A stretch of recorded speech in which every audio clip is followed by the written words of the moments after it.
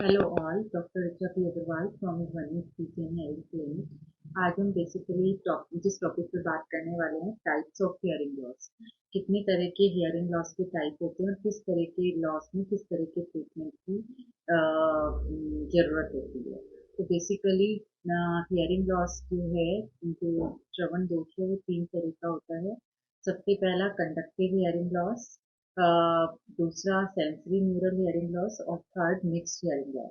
तो अगर हम ईयर की एनाटॉमी के अकॉर्डिंग, ईयर की स्ट्रक्चर के अकॉर्डिंग बात करें, तो कंडक्टिव हियरिंग लॉस जो है वो हमारे आउटर ईयर यानी कि जिसमें ये हमारा कान का बाहर का स्ट्रक्चर, जिसे हम पिन्ना बोलते हैं, या कान की जो नली है, उसके लेवल पे कोई भी प्रॉब्लम होती है, या कान के पर्दे के लेवल पे, तो वो कंडक्टिव हियरिंग लॉस की वजह से, या कंडक्टिव या आउटर ईयर या मिडिल ईयर की भी प्रॉब्लम होती है, तो उसमें जो लॉस होता है वो कंडक्टिव लॉस होता है, उसे हम कंडक्टिव हियरिंग लॉस बोलते हैं। Second type of hearing loss होता है सेंसरी न्यूरल हियरिंग लॉस।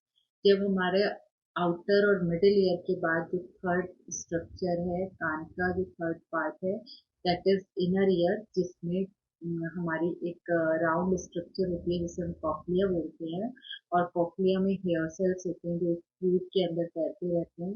उन हेयर सेल्स के एंडिंग से नर्व्स निकलकर ऑडिटरी नर्व बनाती हैं, जो सुनने की संवेदना को ब्रेन तक पहुंचाती है। तो जब हमारे इनर ईयर के लेवल पे, हेयर सेल के लेवल पे या नर्व के लेवल पे कोई प्रॉब्लम होती है, तो वो sensory neural type of hearing loss होता है। और थर्ड होता है mixed hearing loss. Mixed hearing loss जब हमारा आउटर या मिडिल ईयर भी इन्वॉल्व होता है और साथ में इनर ईयर भी इन्वॉल्व होता है, तो जो कंपोनेंट है हियरिंग में, वो न्यूरल कंपोनेंट भी रहता है, कुछ जो है कंडक्टिव कंपोनेंट भी रहता है, तो इस वाले लॉस को हम बोलते हैं mixed hearing loss.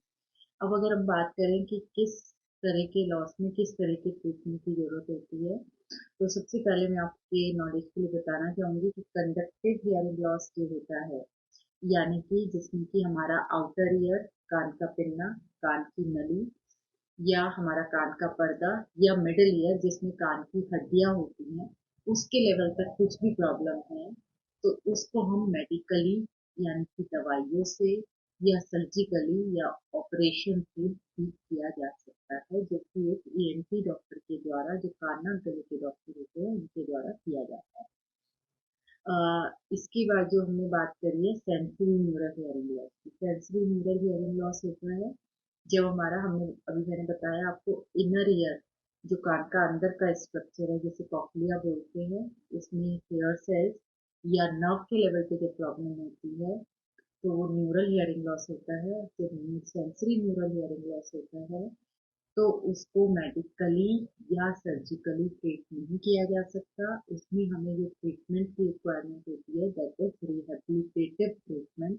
Rehabilitative treatment in the sense कि जो भी हमारा सिम्टम है, उस सिम्टम के लिए हम उसको रिहेबिलिटेशन यानी हेल्प देते हैं।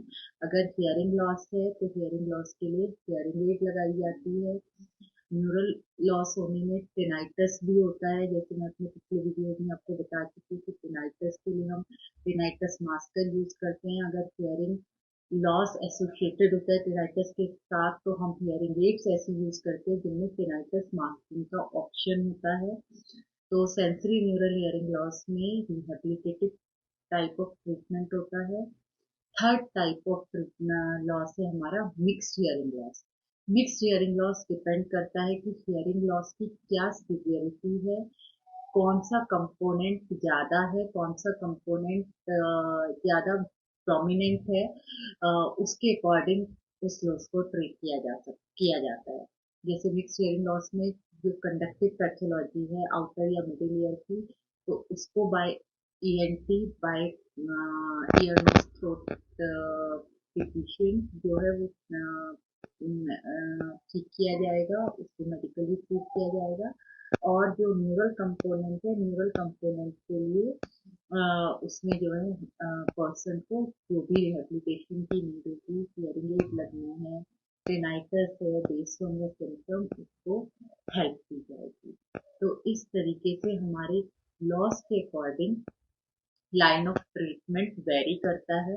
ये आप सबके नॉलेज के लिए, एक इंफॉर्मेशन के लिए मैं इस टॉपिक पे बात करना चाह रही थी। तो थैंक यू ऑल।